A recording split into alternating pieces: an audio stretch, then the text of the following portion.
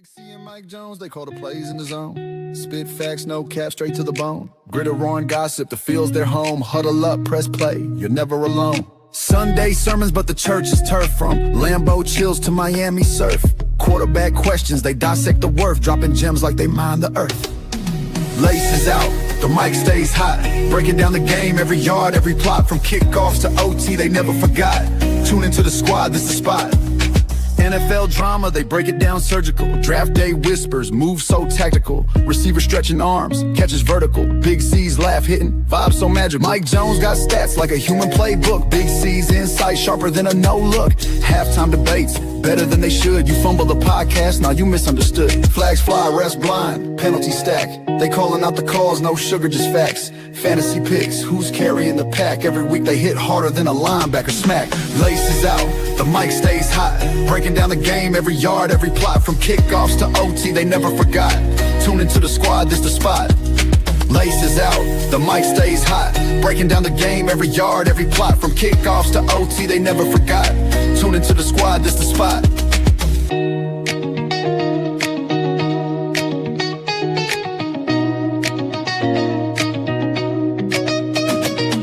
Sunday sermons, but the church is turf. From Lambeau chills to Miami surf. Quarterback questions, they dissect the worth. Dropping gems like they mine the earth. Laces out, the mic stays hot. Breaking down the game, every yard, every plot. From kickoffs to OT.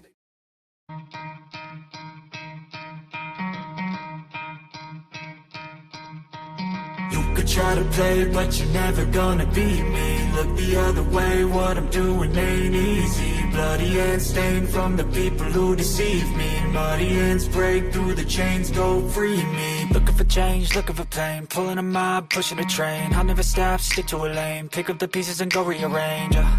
I'll be the best above all the rest, put me to the test and expect nothing less, your check as I'm chess. What's happening next, yeah. He got the venom, a tangible weapon, no coming in second. This life is a lesson, he got a new engine. From pain, it's a blessing, new focus, no guessing. Just bold and obsession, all in his possession. You got their attention, I'll leave an impression and take your redemption. Just kill no discretion, your mind is a weapon. 11-11 is...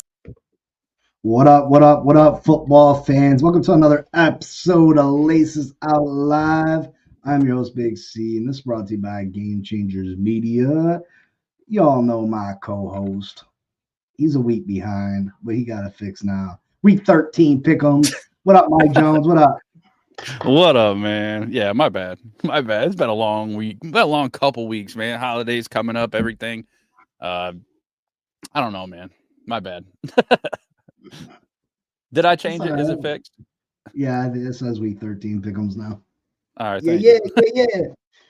Where we stand at on the Pickems front, I have no idea how I did last week. Okay. You said I was going to get you on a couple of them, and I did. Retook the lead. I went 10-4. You went 8-6, which now there's the standings, big boy. There's the standings right there. Yes, sir. Crazy, we're just one game apart. It's insane. It really is. I mean, that's a lot of games to pick, you know what I mean? For one game. It's gonna come down to the wire, just like it did last season, man. Like we were right down to the wire last season. So Yeah. What a game last night. The Buffalo Bills and the Houston Texans. I ain't gonna lie, I thought Buffalo was gonna pull it out. Usually Buffalo pulls out victories. They have struggled at Texas Stadium the last few years, but man, it just, to me, last night just showed how good the Texans defense is. Nasty. Their front four is something phenomenal. Sacked Josh Allen 7-8 times, somewhere around there. Most times Josh Allen's ever been sacked in his career.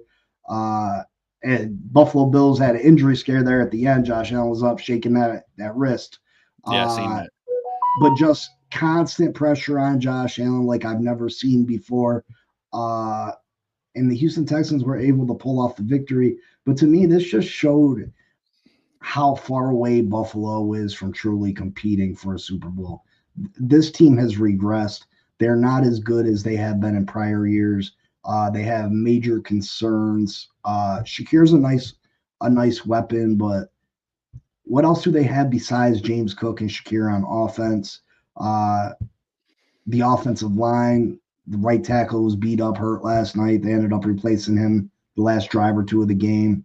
And the defense just has not been very good. Right.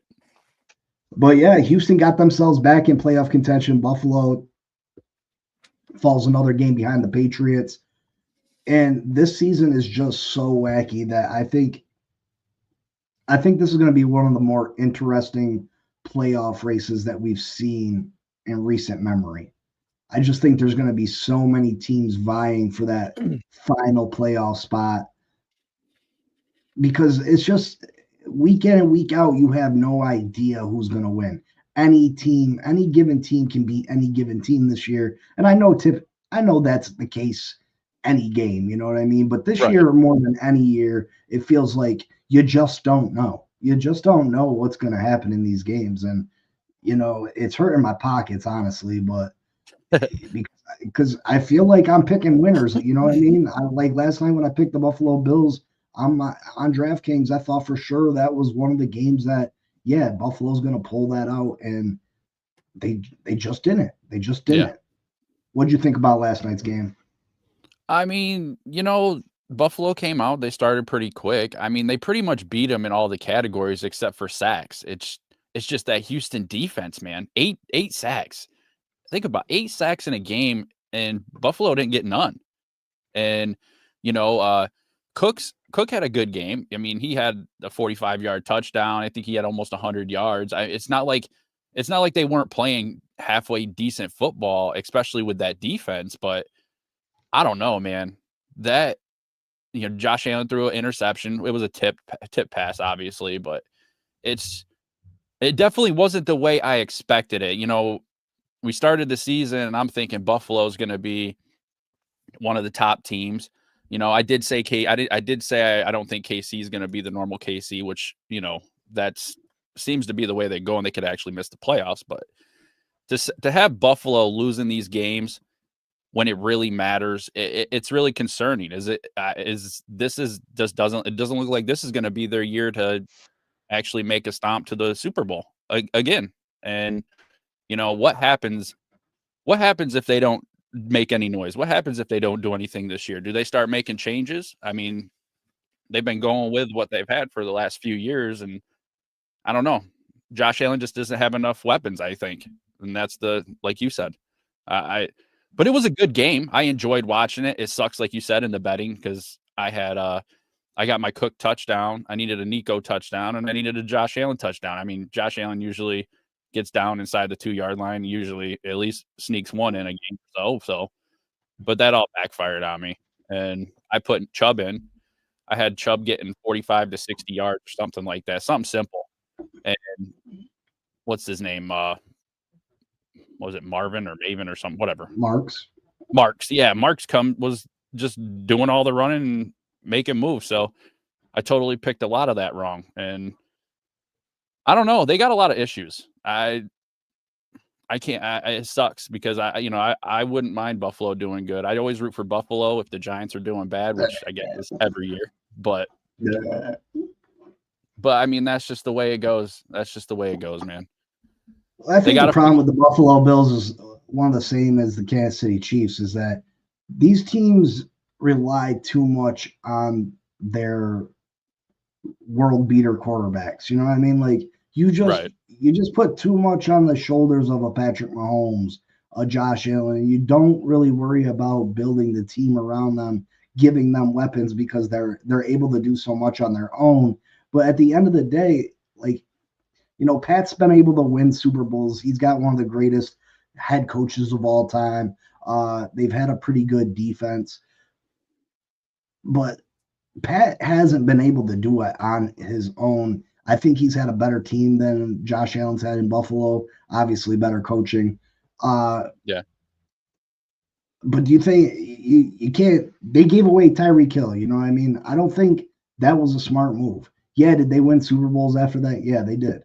But I think that they would have won more games. They would have been more of a dominant team if they kept a player like Tyreek Hill. And I think Josh Allen needs more weapons. I think they need to do what they can to take advantage of the rest of Josh Allen's career because he's starting to creep up there in age. Yeah. And you don't want He's not gonna be able to to sit run. there. You don't want to sit there and say when it's all said and done that you wasted Josh Allen's career by not giving him enough. Yeah. I don't care if you have to mortgage the future. You know what I mean? You trade away draft picks from 2 years from now. You go and you load up and you give Josh Allen a Super Bowl roster. You Yeah. got to do it. You got to do it. You got to And you got to do it now. pay the salary cap. You got to max out salary cap. You gotta mortgage the future, and you gotta give Josh Allen a team and at least pull off one Super Bowl victory during Josh Allen's illustrious Hall of Fame career. Because if you don't, it's Jesus, what a waste. What a waste. Yeah, one of at the least Pat, one of the at best least Pat's got best some, teams you know for the I mean? last few years and not get nothing. I mean, that would be what kind of legacy would that be for Josh Allen? That would suck if I was Josh Allen just thinking about that. But if you give him one more receiver, one more weapon to take a little bit of that defensive pressure off, because right now he can use his legs. And like you said, though, he's getting up there. And how long is he going to be able to do that? How long is he going to be able to sustain that? How long is he going to be able to go without before he starts getting injured? There's just too many questions. You're right. I think they got to move on this quick. Well, not even just receiver. Like stack the defense up, do something. You got to do. Josh Allen, he can go out there and get you points. You know what I mean? Would it be nice for him to have a true number one receiver? Absolutely. I mean, I think, when they got Stephon Diggs, and I don't know if I even consider Stephon Diggs a true number one. I don't put him in the category of a CeeDee Lamb or anything like that. He's a very good wide receiver. But he did wonders for Josh Allen. Josh Allen was kind of considered a bust a little bit before he got Stephon Diggs, and then his career took off.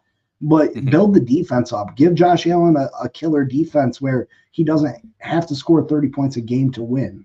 You know what I mean? Because Josh Allen-led offense is going to get you 20 to 25 points a game regardless. But their defense has been so porous this season that you got to score 30 plus to win. Right. And I just would hate to see him get his career wasted. Wait, let me take that back. I would love to see his career get wasted as a Miami Dolphins fan. But as a football fan, I know what it's like to have a all-time great quarterback not win a Super Bowl. They're never really considered to be an all-time great like the Super Bowl winners are. Dan Marino is my favorite player of all time, one of the greatest throwers of the football of all time, maybe the greatest. And the fact that he never won a Super Bowl, they don't mention him like they do Joe Montana or John Elway or Tom Brady or Peyton Manning. They just don't talk about Dan the same way. And Josh Allen's in danger of falling into that category. Yeah. Yeah, man, that's the whole point, right? Championships. I mean, you can have MVP seasons every season, but at the end of the day, if you ain't walking away with a ring, I mean, that's the whole purpose of this business. So, yeah, they definitely got to make some moves, man.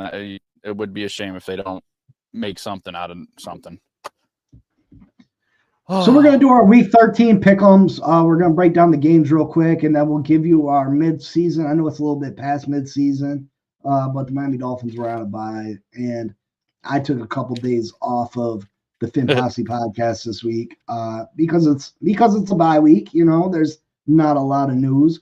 So I took a couple days off, and I was thinking about who's the mid-season MVP, offense, defensive player of the year, those type of thing, coach of the year. And we'll give you those winners so far through 12 weeks of the season.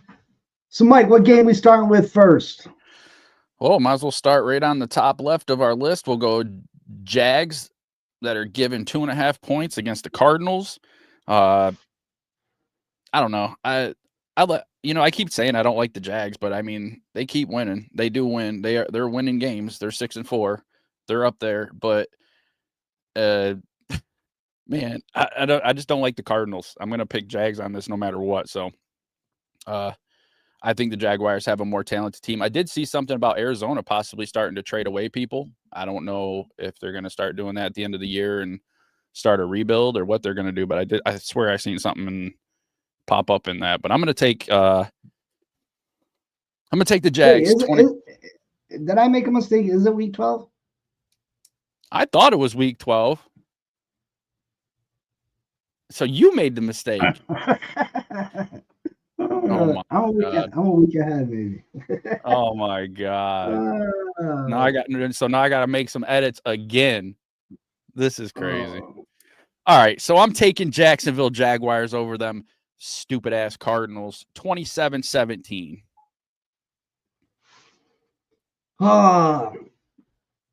Yeah, Arizona's weird. They've been in most games this year. Jacksonville's been kind of weird too, inconsistent, but still able to pull out victories. What is Arizona going to do at quarterback?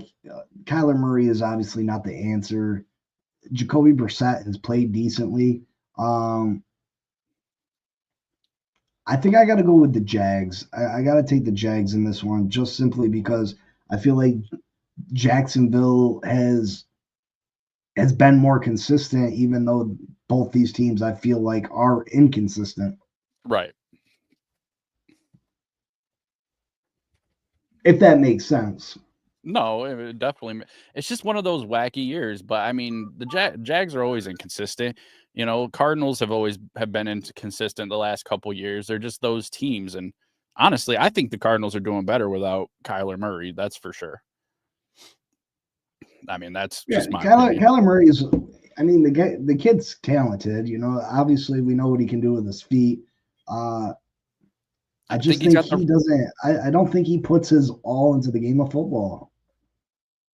I mean, I think he's just too short, to be honest with you. I think he can't see a lot of the field. I think that's a big problem.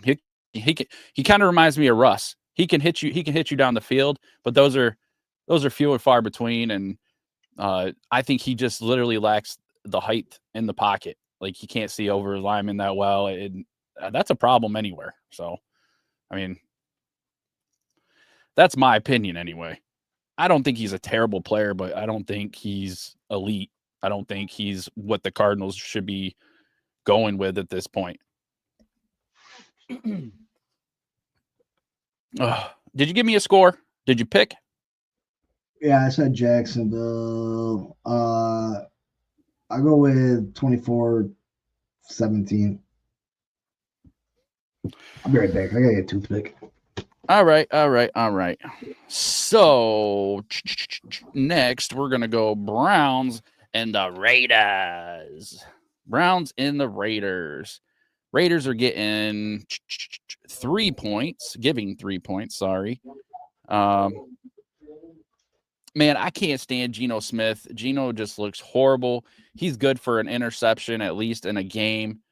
And, you know, I don't think highly of the Browns either. I wonder if Shador is starting this week. I didn't really look into that. But Myles Garrett, man, he's on a roll. He's leading the league in sacks with 15. You know, this is a Raiders-Browns game. This, you know, you can expect it to probably be a good game. It'll probably be really close, but then again, Myles Garrett, it's just nasty. Not really interested in this. I think it's a fairly low-scoring game. I think we're gonna go. I'm going with the Browns on this one, 17-13. The Browns. Yeah, I think Cleveland's defense is going to be too much for the Raiders' offense. I think Shador Sanders comes out and plays well. The Raiders need a new quarterback. Geno has not played Geno football this year. Game manager, he hasn't been very good. So I'm gonna take the Browns. Myles Garrett is an absolute monster, one of the best defensive players in the league, if not the best defensive player in the league. And like I think Shador Sanders plays well. I like Judkins at running back. I think this is the start of the Shador Sanders era in Cleveland. Yeah, he had a rough week last week, but he did. He's got that run back 8 to 10 yards and then takes the sack, and that you can't. That's the one thing I'm happy that Jackson Dart has done. is he doesn't run backwards. Very few sacks of where he's losing too many yards. But hopefully that gets the jitters out. I mean, I was talking about it. I was all down for picking Shador at the end of last year. So I hope he does. I hope he shows up, and we'll see what happens. But I took the Browns too. Did you give me a score there? I'm gonna go 17-13. That's what I said. All right, NFC East rivalry. Philadelphia Eagles at Dallas, giving Dallas 3.5 points. Man, I don't know. That Dallas defense looked pretty good last week, and they obviously are putting up some points. George Pickens, CD Lamb, man, Dak and the Cowboys, they got a hell of a threat when it comes to the deep pass and just passes in general. I don't know. I'm still not sold on the Eagles. Like, I'm really not. I just don't believe in the Eagles. It's kind of weird, but they're 8-2, and the Cowboys are 3-5. But I find myself wanting to pick the Cowboys. Now, I don't know if that's the right choice, but I'm going to take the Cowboys. I'm going to take the Cowboys into this 31-26.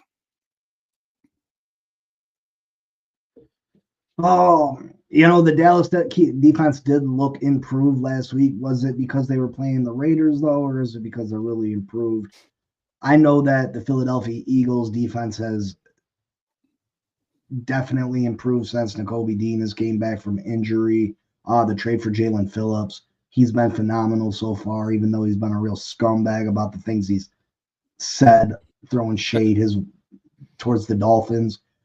Like I said, I'm cool that you're happy with your newfound success, your new team, but let's not act like you were some kind of world beater here in Miami, and we were just holding you back. You know what I mean? You cost us multiple games this year. But Philly's defense has been better since Jalen Phillips and Nakobe Dean. And like I said, Dallas's defense did look better against the Raiders, but this week they got Jalen Hurts, they got Saquon Barkley, they got AJ Brown, they got all the weapons that the Philadelphia Eagles have. This is going to be a much different test.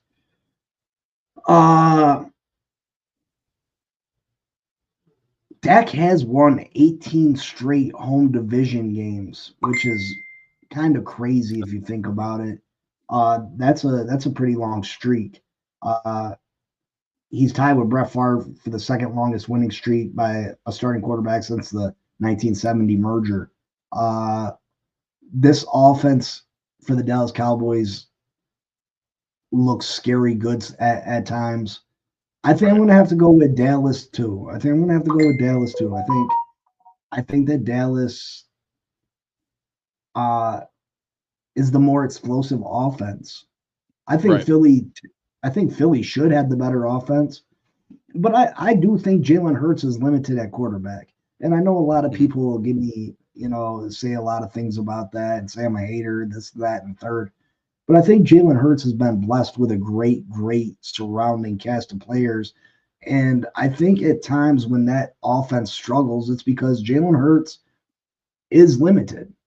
He's not the greatest thrower of the football. He's a phenomenal athlete. He can run the football with the best of them at quarterback. But when it comes to throwing the football, I think he struggles at times. So I think Dallas does do enough to win this game. Dak keeps that streak intact, making it 19 in a row. I'm going to say 28-27, Dallas. 28-27? Yeah. Yeah, that reminded me of the Buffalo game. I forgot he was 8 and Josh Allen was 8-0 in Thursday night football games until that Thursday. So I forgot that's a stat I forgot during the Buffalo talk. Yeah, I mean, I'm not sold on Philly either. Let's see.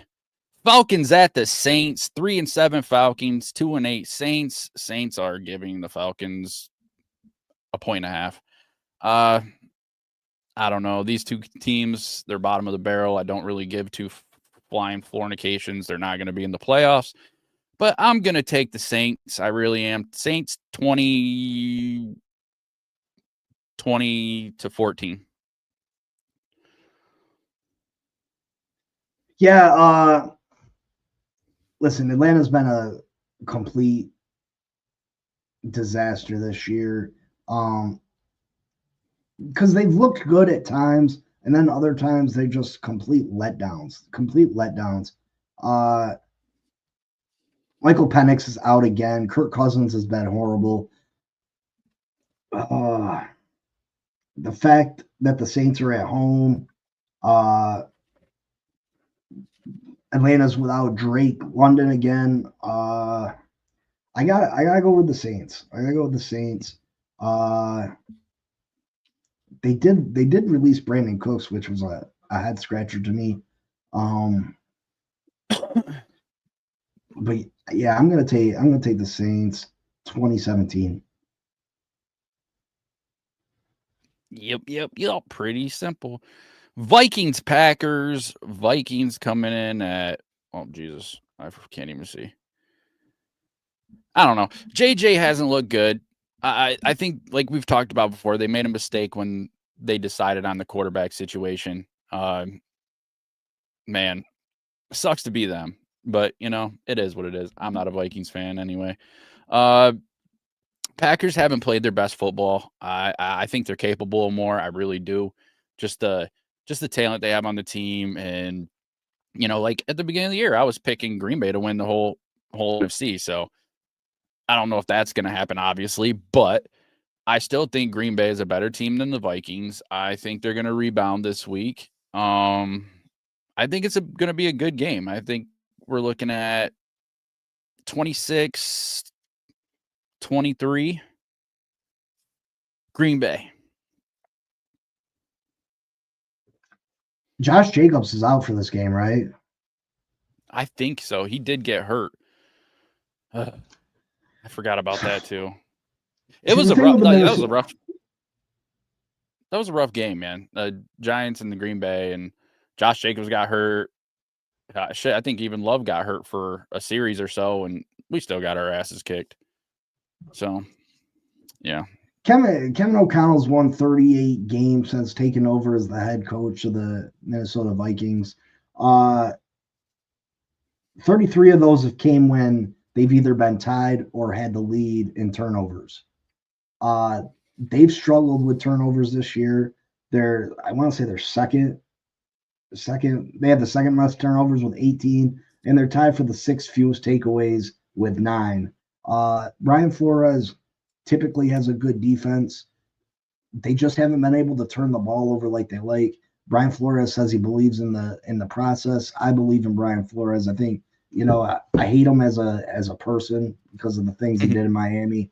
And snitches get stitches, you know what I mean? But but Brian Flores is a hell of a defensive coach. The Packers have struggled offensively, and now that you take Josh Jacobs off the field, I don't think that helps their cause. I like the Minnesota Vikings in this one. I think it's a lower scoring game. I'm going to say 17-13 Vikings. Yes, sir. That's our first discrepancy of the evening. Very nice. 2-9 Giants at the 6-4 Lions. Man, the Giants' offensive line did do good last week. They kept Micah Parsons and Rashawn Gary at bay last week. So I'm not really worried about offense. I think we can score some points. But are we going to be able to hang with the Detroit Lions? I don't know. Jackson Dart's still out with the concussion protocol. I guess he didn't make any negative progress. They just didn't make the progress that they wanted him to. Man, this is hard. They're giving the Giants 10.5 points. So obviously they're expecting the Lions to destroy us. And, I don't blame them. And that is the reason. I just think the Giants have issues stopping the run, and they got Gibbs and Montgomery, and it's not good. It's not going to be pretty. I really don't think it's going to be good. I think they're going to run the ball all over us. And I think the Lions are actually going to cover that 10.5 points. So I got the Lions in this one 34-17. Well, breaking news coming across ESPN: half the Giants players have signed to the WWE. They got WWE contracts led by Cam Scadaboo and Abdul Carter. They're forming a tag. They're forming a tag team. This is crazy, unprecedented. Listen, I turned on Monday Night Raw last week, and there's Cam Scadaboo sitting front row with his broken in half leg,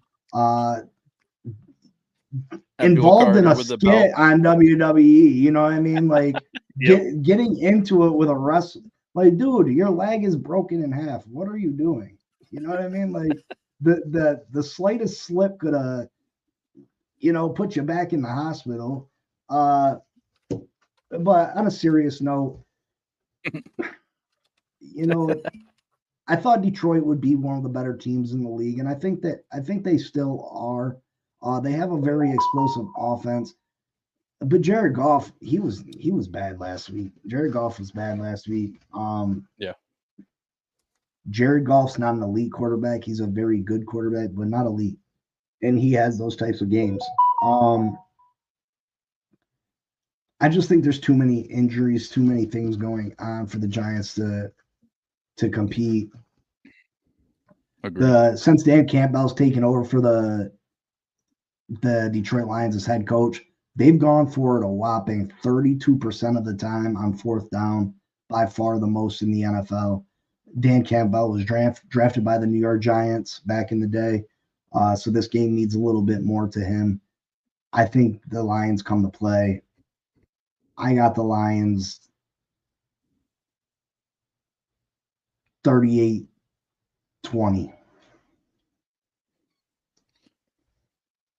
Fair enough. Seattle Seahawks 7-3 at the Titans 1-9. I mean, this one's pretty self-explanatory. Seattle's coming off that tough end-of-game loss to the Rams. I'm going to just go Seahawks on this one. I'm not going to waste too much time. 34-17. Yeah, Cam Ward continues to struggle. Number one pick in the draft. He's 32nd total QBR. Not surprising that the Titans have struggled this year.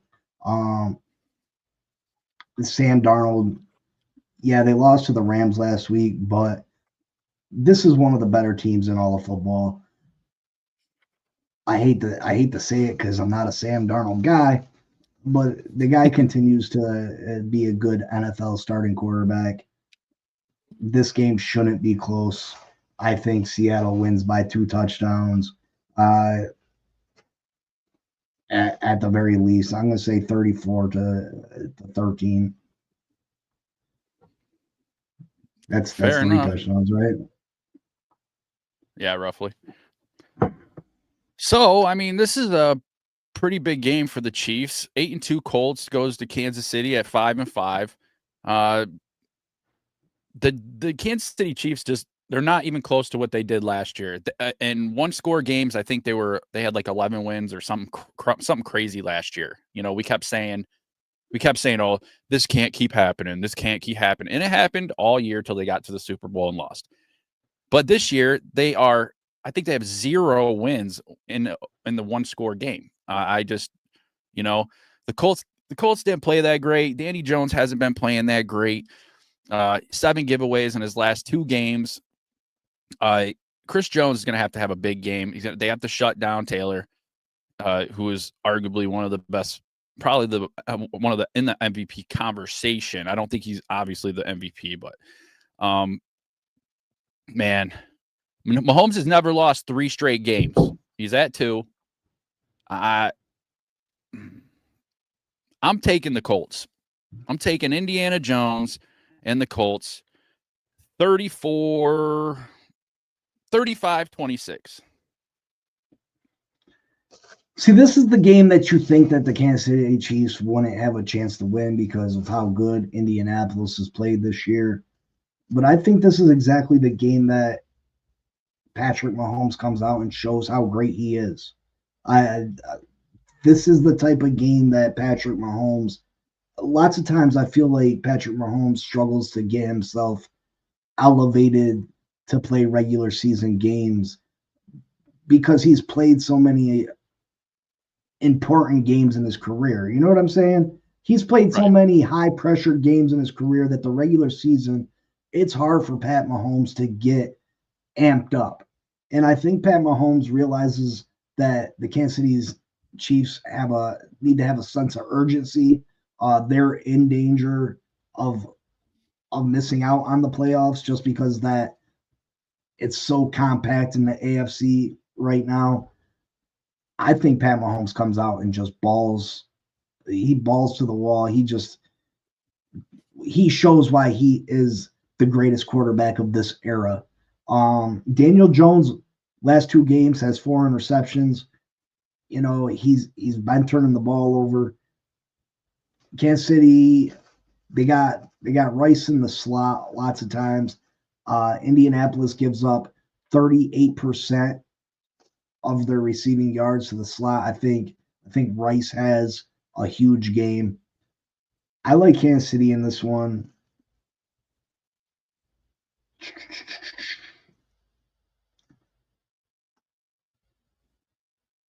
Twenty-eight, 24.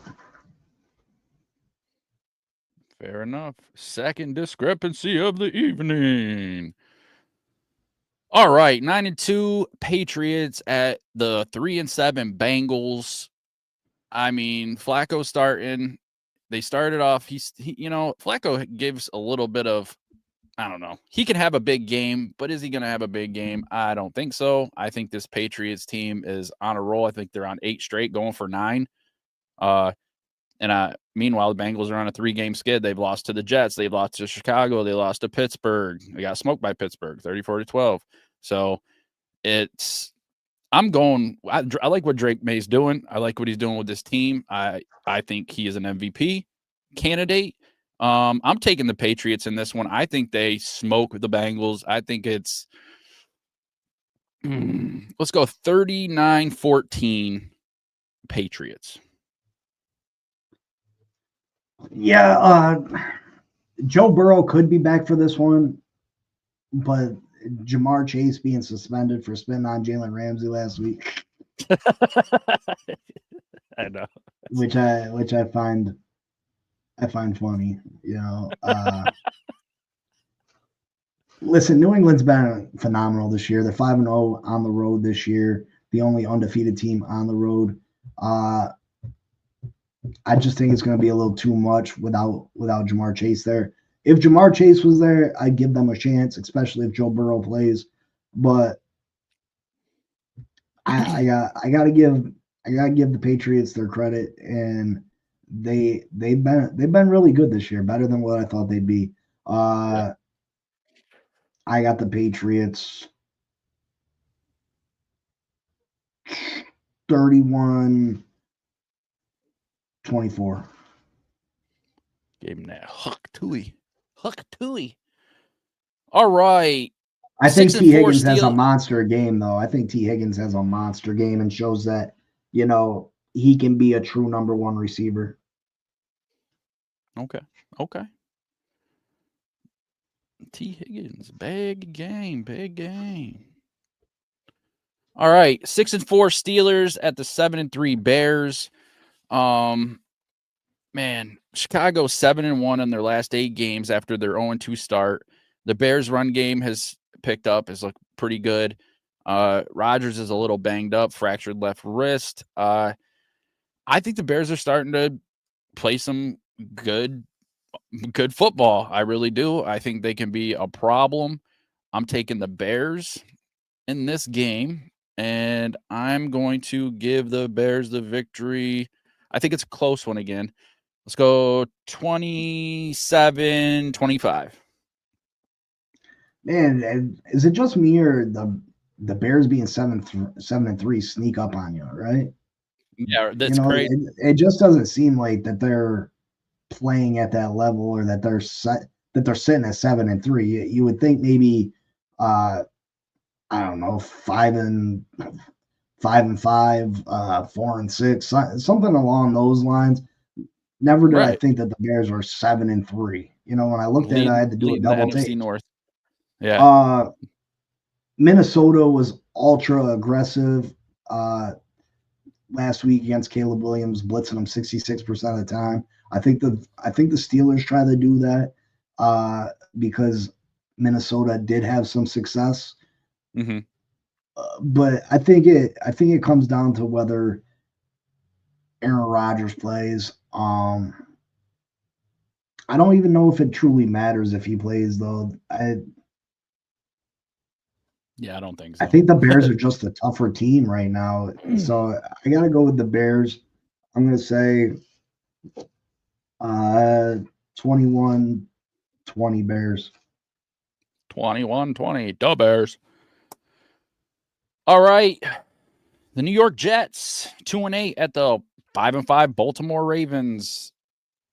You know, the Ravens are on a win streak. I think they got 4 straight. They beat Chicago, they beat Miami, they beat Minnesota, they beat Cleveland, which I don't know. It's like they got a bunch of shitty teams. So I shouldn't expect any less. I think they're going to beat the Jets. You know, the Jets might hang around, they might not. You just don't know what you're getting week by week with the Jets. I'm taking the Ravens 34-13. Yeah, I like the Ravens too. I think the Ravens are making their run. You know, they had a lot of injuries at the beginning of the season. I think they continue the build on the last few weeks. I think by the end of the season, they're one of the top teams in the NFL, and they'll be one of the favorites to represent the AFC in the Super Bowl. Justin Fields is getting sat down in this one. I do like Tyrod Taylor a lot. I think he is one of the better backup quarterbacks in the NFL. I just think they're super outmatched in this game, and the Jets don't have the talent to match up with the Baltimore Ravens. So I like Baltimore 34-13. All right. Moving into Sunday night football, 6-4 Bucks at the 8-2 Rams. I just, my faith in the Buccaneers isn't really there like it was. Now, can they get it back together? Can they do it? Yeah, absolutely. I think there's a possibility. But they're going and they're playing the Rams, and the Rams have proved to be healthier, more trustworthy team. Matthew Stafford, MVP caliber season. I think that's just too much for Tampa Bay. I got the Rams 27-24. Yeah, there's not a tougher guy in the NFL than Baker Mayfield. He's the guy that you want to go to war with. He's just got that gladiator in him. I just think the Rams are too good of a football team. They feel like they're truly one of the better teams in the NFL. The Bucks, I think, can beat anybody on any given Sunday. I just think the Rams are the better team at this point. Would I be surprised if the Bucks win this football game? No, but I like the Rams. I'm going to say Matthew Stafford continues his push for another MVP, and they win 35-28. All right, big dog. We're gonna close it out with Monday Night Football. 6-5 Carolina Panthers at the 7-4 6-5. Yeah, Panthers ain't 6-5. yeah, they are. No, the fuck they're not. I'm pretty sure they are. No, the fuck they're not. Let me see. They got like 3 wins, bro. That is not even true. Panthers 6-5, motherfucker. Yeah, right. I swear to God. 6-5 Panthers at the 7-4 49ers. That can't be right. I'm telling you, it's fucking right. I was right about week 12, and I'm fucking right about the 6-5. I'm looking at it in 3 different places. That don't even make sense to me. Where did they come? Where did they come with 6 wins from? Well, I That's mean, more shocking than the Bears having 7. well, I mean, they beat Atlanta, they beat Miami, they beat Dallas, they beat the Jets, they beat Green Bay, they beat Atlanta again. Now, some will argue who the hell have they really beaten other than Green Bay, but that's hard to say too because Green Bay's been up and down all season as well. So I think this is gonna be a pretty good game. I think the 49ers come out on top on this game, 31-23. But man, them Panthers are 6-5. They're there. They're there. They have an I can't opportunity. believe that shit. Like that shit got my mind blown right now. It's Like, not, I was like, no, the fuck they're not. They got I 3 thought wins. What? I thought they had 4 or 5, but when I checked out it when I was looking at it earlier and I was going over my notes, I was like, I thought it was wrong too. But 6-5 Panthers, but I'm taking San Fran 31-23. Yeah, I'm And taking that San Fran too. This is Christian McCaffrey's game.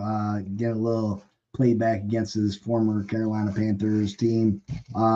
He's been phenomenal this year, doing Christian McCaffrey things, especially through the air. I'll say 27-17 49ers. 17 49ers. And that's the way the cookie crumbles. All right. Guess we get into So we'll do a little offensive, defensive, your rookie of the year, and then MVP. MVP. So, I mean, I'm going to throw this one to you first because you have a stake in this one. Rookie of the year. Who's your rookie of the year so far? I know you got Cam over there. You got Jackson Dart. You got Abdul. Is it rookie of the year or do they do the defense and offense? I think they do defense and offense. They might even do one for each conference. I'm not sure. Right. So for offensive rookie of the year, I had it between Tampa's wide receiver, Emeka Egbuka, who has over 700 yards, 6 receiving touchdowns. He's averaging almost 16 yards per catch. He has a long of 37. And I put it with him and Jackson Dart. And I got Jackson Dart taking the offensive rookie of the year. Just what he's been able to do is rushing touchdowns. He's got 7 of those. He's got 10 passing touchdowns. He's only threw 3 picks. He's got a quarterback rating of 93.5. 317 rushing yards. He's averaging over 5.5 yards per carry. That's 17 total touchdowns. And he came in week 4, I believe. And he hasn't played. He didn't play last week. He's not going to play this week. But the numbers he's put up just from those games that he has been in has been pretty exceptional for me. So I'm taking Jackson. I like Jackson. I have a little bit of a bias on that. So let's see if you got something different. Jackson Dart is my offensive rookie of the year. I like Jackson Dart too. I mean, typically quarterbacks get the edge when it comes to the awards. He didn't start till week 4, like you said. He has missed a couple of games. I think he has kept his team alive in games that I thought they would be considerably handled in, if that's the right way to say it. Games I thought that they'd have no chance in winning. I take a look at the scoreboard in the 4th quarter, and the Giants are still hanging around. And I give a lot of credit to Cam Scatterbo, but Cam's been out. Neighbors has been out. So Jackson Dart deserves a lot of credit, a ton of credit. I think he'll improve on his stats. I think he'll continue to get better. And I think the New York Giants made a smart pick when they picked Jackson Dart. At the very least, he gives this team in this city a sense of excitement, something to look forward to. And I think he ends up taking home the offensive rookie of the year simply because first and foremost, he's a quarterback. Secondly, he's just people like to cheer for him. He's a Right. fan favorite. People are in love with him. I like Jackson Dart also. Okay. Okay. I dig it. I dig it. All right, where are you going now? Defensive rookie of the year? Sure.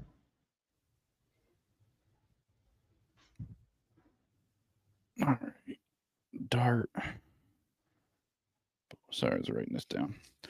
I had this between Abdul Carter and Carson Schlesinger, linebacker for Cleveland.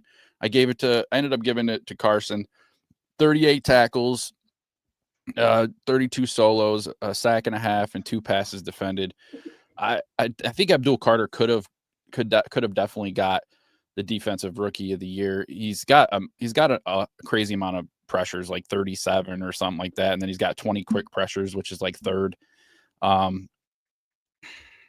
I think he has the potential, but I don't think that. I mean, yeah, the pressures are a big deal, but I think it comes down to sacks. When you're talking about defense, it comes down to sacks. It comes down; those are important.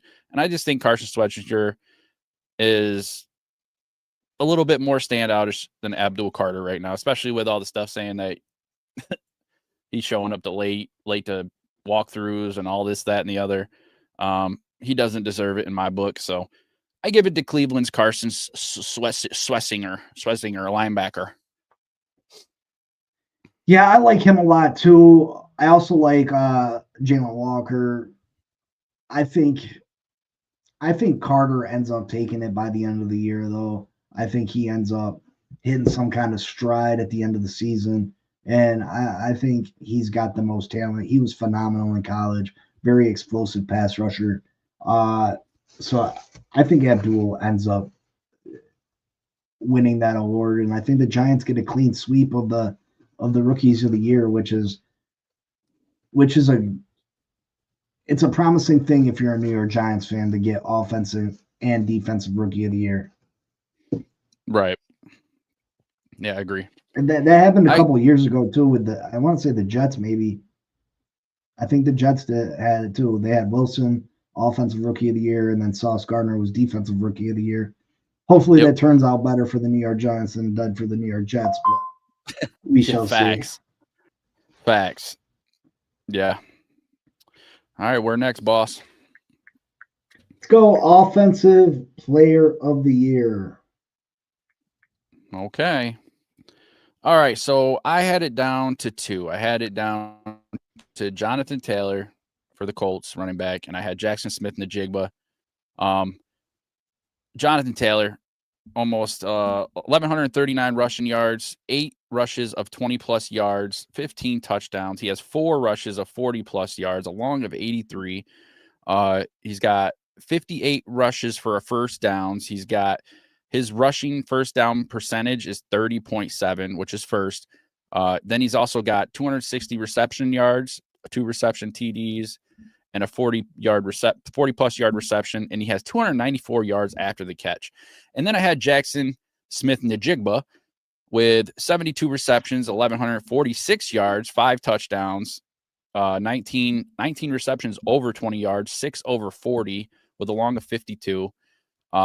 He has 52 first down receptions and a yak of 276. I thought this was pretty close. I thought this, in my opinion, I think they're both right there, but I think Jonathan Taylor just edges Jackson Smith Njigba out a little bit. So I'm giving Offensive Player of the Year to Jonathan Taylor for the Colts. Yeah, I think that's the only answer there is at this point. I think is Jonathan Taylor. He absolutely 100% deserves it. We know that he's not going to win MVP. You got to have a crazy, even a historically good year is not going to typically win you MVP at the running back position or any other position. Look at the year Saquon Barkley had last year. Over 2,000 yards, the amount of touchdowns. Far and away the best player in the league, yet they handed the award to a quarterback. Right. The MVP should strictly be, this is the quarterback award only. You know what I mean? Because it is far and few between any other position but quarterback winning that award. Jonathan Taylor, like I said, that's the only answer for offensive MVP. He's been phenomenal. 17 total touchdowns, almost 1,400 total yards so far. Just an absolute beast. Indianapolis, one of the best teams in the NFL. Although I think Daniel Jones is good, he is what runs this offense in Indianapolis. He's what makes it go. He is the key element to them being 8-2. Jonathan Taylor, 100%. Fair enough. Fair enough. Defensive player of the year, I had Myles Garrett and Brian Burns. It's very hard. It's very hard, in my opinion, to give awards to people that are on teams that only have 2 wins. Garrett is leading with 2 more sacks than Brian Burns. But Burns is leading in tackles. He's leading in assists. He has 7 passes defended. And, I know I have a bias, but I just, I think Myles Garrett has made a bigger difference for Cleveland, but I think that Brian Burns has played better defense for the Giants. I'm taking Brian Burns as my defensive player of the year. Well, yeah, those are the 2 most popular names, but after last night's game, don't put it past Will Anderson or Danielle Hunter from winning this award. Both them guys had great games last night. Both those guys got over 10 sacks on the season, multiple forced fumbles. Both those guys are playing at a very high level. That defense is trending upwards, a super elite defense, and they have the capability to put up huge sack numbers down the stretch. I think if you have to give it to somebody right now, it probably does got to be Myles Garrett. But there's still there's a lot of games to be played, and I wouldn't put it past Houston's duo of jumping up there and stealing it away from one of those guys. Fair enough. All right, what's left? MVP? Let's go coach of the year so far. Coach of the year, I kind of just floated this one out. Man, I like the Rams. What's his name? Sean. I like him. I would say the Colts. What's his name? Shane Steichen or whatever fudge his name is.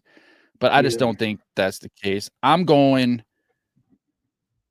think you could even give it to Seattle's Mike McDonald, but I'm giving it to Vrabel. This Patriots team is just like, it's almost like you're watching the Patriots with Tom Brady. Like it really is. It's got to be exciting for the Patriots fans. I know it sucks because they're in your division, but I mean, to see where the Patriots have come from in just this year compared to the last few years, it's honestly amazing. So I'm giving my coach of the year right now to Mike Vrabel for the New England Patriots. Yeah, I mean, I don't think you can go wrong with Vrabel, but a name that you had mentioned earlier, Shane Steichen, I think there's no other name that really deserves to be on that list other than his.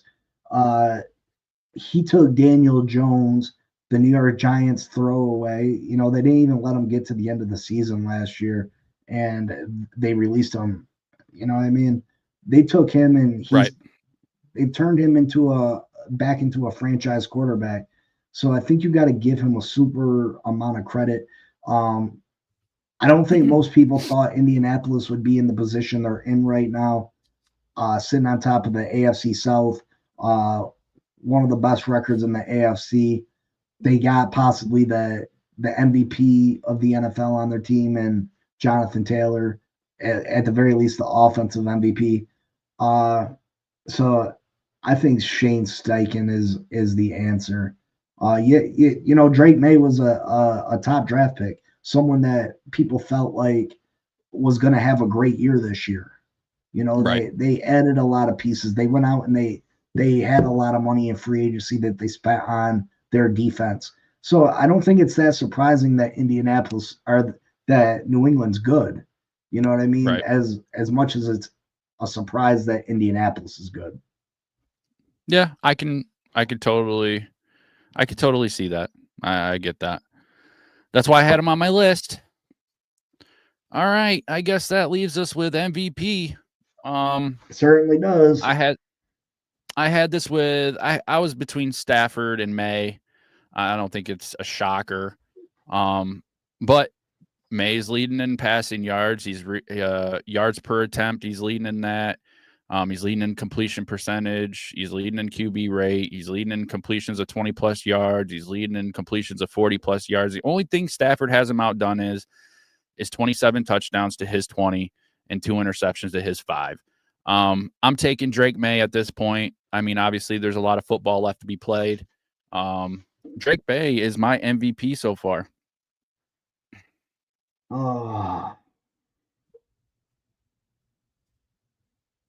Drake May is your MVP so far. Although I will say it was hard for me to pick because I think Stafford is playing amazing. Like I really wanted to pick Stafford, but when I was looking at the stats, I mean, stats don't lie. You know, I got 6-2 in certain stats. Drake May's leading, so I had to go that way.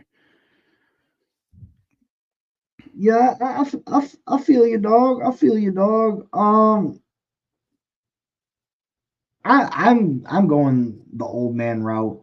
I'm going with Matthew Stafford. Matthew Stafford has been phenomenal to me. Listen, Drake May's had a great year. Don't get me wrong. Drake May has absolutely had a great year, but let's not forget how great of a year Matthew Stafford's having. You know, Matthew Stafford went into the season an old man, back injuries, back issues. Drake May's got a lot of time left to be able to win awards. Matthew Stafford, you act like 7-8 touchdowns isn't a big difference. You know what I mean? That's a huge difference. 8 more passing touchdowns, that's a huge difference. It's not. We're not talking 1 or 2. We're talking 7-8 touchdowns. That's a lot of points.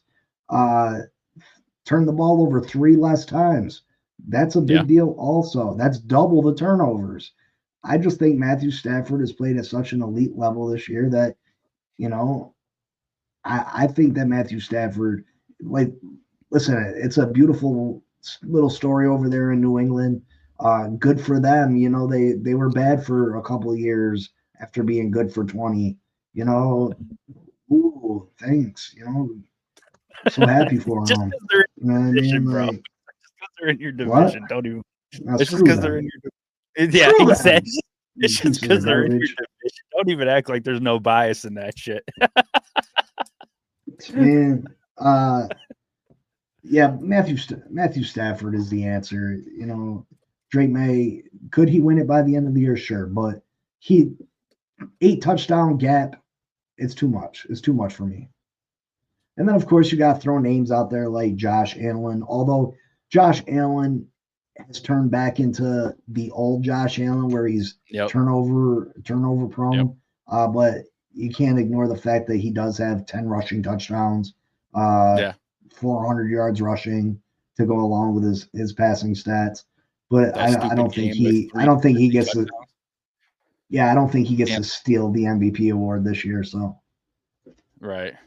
I'm not going to let that go. He stole that award last year. He was given it. He was given that award unjust. But yeah, I agree.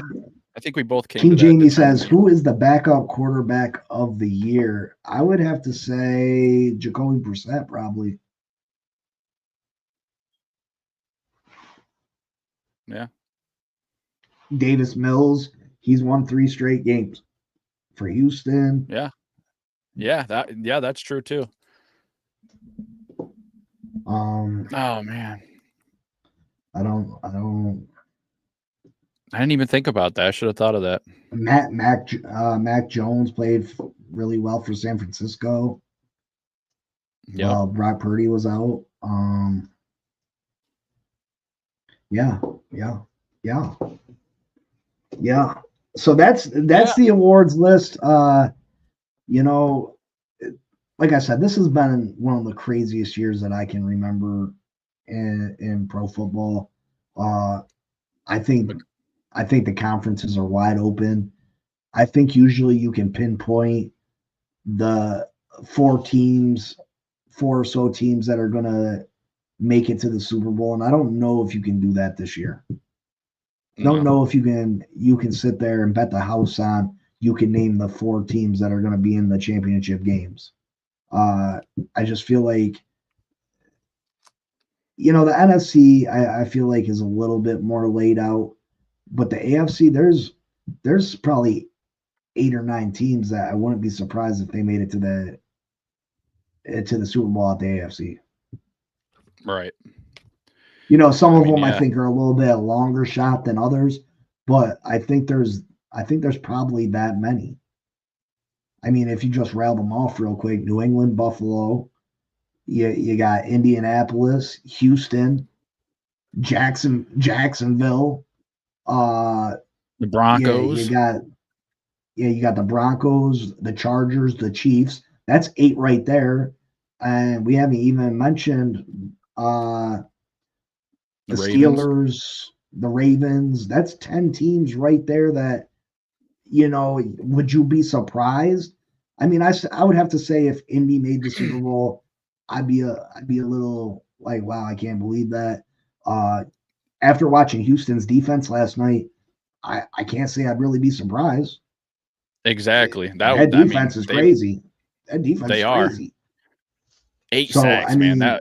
That's 9 teams that I wouldn't be shocked to say that those are that's the team representing the AFC. You know what I mean? Right. And then if you even push it out a little bit more, I mean, I do think the Miami Dolphins are going to be competing for a playoff spot because of how their schedule is set up.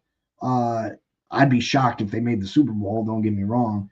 Joe Burrow coming back for the Bengals. You know what that offense can do. So those are a little bit more stretchy names. You know what I mean? But that takes you all the way out to 12 teams. You know what I mean? Yeah. So they definitely have more competition over in the AFC. More possibilities. Whereas the NFC, I think you got the Rams. I think you got Seattle. Seahawks. I the mean, Niners. I guess you could put the Niners up there, but I'm not very high on the Niners. I know they got a winning record, but I'm not super high on them. You got the Bears who are 7-3, but you got Detroit, and then the Packers. Somehow you got Carolina, which I still can't get that. They have a chance of winning that division. That's crazy to me. Yeah, I didn't think they were nowhere near sniffing the top of that. Yeah, they're a game back, man. That's crazy. It is very crazy. Definitely a very open season. A lot to be played out still. It's gonna be interesting down the stretch. Wish my team was, in the thick of things. We just, with the way that our roster is built, and you throw in the injuries to Tyreek Hill, and it's just a lost cause at this point for the Miami Dolphins. But I do wish that in a year that things are wide open, I just wish we would have a better opportunity. Hog Dog, what's up with fantasy? For the future. What do you mean? What's fantasy up with fantasy? Football? Struggling right now. I had a win last week. I had a win, and then it got pulled between my fingers. I think I got the most points scored against me in fantasy this year of all the teams, which that seems like it typically happens. Oh yeah. Yeah, I'm going against number 1 this week. But fortunate for me, he has Josh Allen, and Josh Allen only gave him 6.65 points. So I have a chance. So you're telling me there's a chance? Yeah, Elwood, this is your first time playing fantasy, right? You're doing fairly well. Fairly well, my brother. Fairly well. Very, very true. But yeah, I listened to all the fan out there. I took a little break this week because it was the bye week. You know, not a whole lot to talk about. Be back full fledged. You know, Monday. Sunday I'll do hardcore sports like I typically do Sunday morning. Mike, you can jump into that if you want. I can send you a link if you're up. Oh yeah, what time do they do that? 10, I think. Yeah, I'll have to see. I'm usually pretty tired at It's that. like three. It's like 3 or 4 of us that talk. It's an okay time though. Like it might be a situation where you could, you know what I mean, do something. Oh yeah, with them for sure. too. It'd be an opportunity for you to be connected and get your channel out there more. You know what I mean? Yeah, absolutely. I will definitely keep that in mind. Absolutely. All right, because I will be folks, doing the you got watch anything party else, for Mike the Giants Jones? game. You doing a No, watch man. party? You guys. Yeah, I'm gonna do a watch party Sunday for the Giants game. Just in case, man. Just in case. You know, I stay positive, and you know maybe the Giants pull one out. But at the same time, if we don't, I'm still looking forward. You know, I'm looking forward. We're gonna have a top 5 pick more than likely. So we have a good opportunity to get a decent coach. We have so much good things that a coach would want coming to this situation compared to other situations. So, you know, I'm staying positive, but I'm gonna still do this watch party on Sunday for the Detroit game. That's for sure. Yeah, What do you need help with, Elwood? He said Brock or Brissett. I'd probably go with Brissett. I mean, Brissett, I think, gives you the higher, you know what I mean, the higher ceiling. Yeah. I think he's more likely to throw for more yards, more touchdowns. I would agree. I would agree with that. I think the 49ers will lean on Christian McCaffrey more. Yep. All right, folks. Thank you for joining us for another episode of Laces Out Live. Make sure you hit the like button, subscribe to all 3 channels. Help us continue to grow. Help us continue to build. You guys mean so much to us, and we love you so much. We enjoy talking to you. You know, just such a great time. And fins up. Big C and Mike Jones, they call the plays in the zone. Spit facts, no cap, straight to the bone. Gritter, roaring gossip, the field's their home. Huddle up, press play, you're never alone. Sunday sermons, but the church is turf. From Lambeau chills to Miami surf. Quarterback questions, they dissect the worth. Dropping gems like they mine the earth. Laces out, the mic stays hot. Breaking down the game, every yard, every plot. From kickoffs to OT, they never forgot. Tune into the squad, this the spot. NFL drama, they break it down surgical. Draft day whispers, moves so tactical. Receiver stretching arms, catches vertical. Big C's laugh hitting, vibes so magical. Mike Jones got stats like a human playbook. Big C's insight sharper than a no look. Halftime debates, better than they should. You fumble the podcast, now you misunderstood. Flags fly, refs blind, penalty stack. They calling out the calls, no sugar, just facts. Fantasy picks, who's carrying the pack? Every week they hit harder than a linebacker smack. Laces out, the mic stays hot. Breaking down the game, every yard, every plot. From kickoffs to OT, they never forgot. Tune into the squad, this the spot. Laces out, the mic stays hot. Breaking down the game, every yard, every plot. From kickoffs to OT, they never forgot. Tune into the squad, this the spot.